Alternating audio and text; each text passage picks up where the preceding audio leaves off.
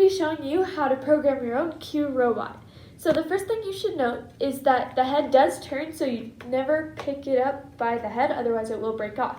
So always pick it up by one of the legs. And the second thing is that the power button is going to be located near the ear, although you can turn it, I guess.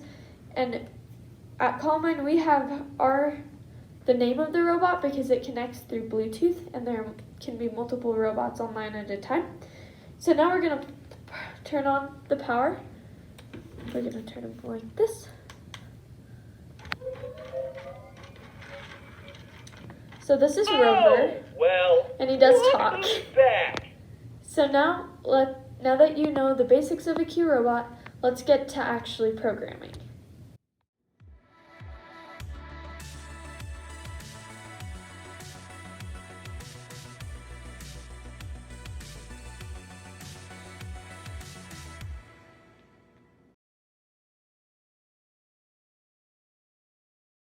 Today I'm going to be showing you how to use Q to code a robot.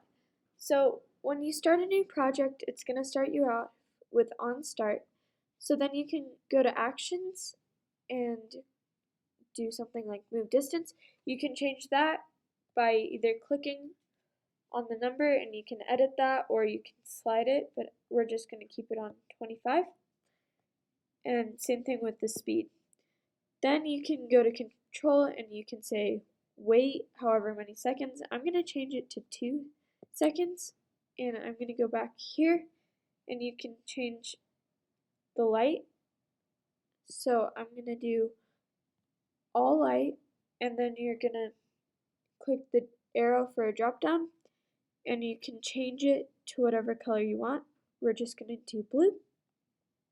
You can then do turn angle and do 180 degrees if you want it to turn all the way around, and then go to move distance and you can change that, but I'd keep it to the same if you want it to come back the exact same amount.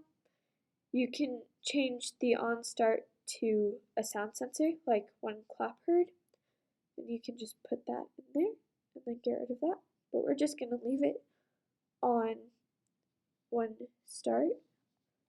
So then you can do a bunch of different stuff. You can change the face pattern, so you can click on all the dots, or you can do your own pattern if you want to, and change the brightness. We're going to do 100%. Okay, so now once you have all your coding that you want done, you just click the orange play button and it'll start. So yeah, that is how you use Q to code your robot.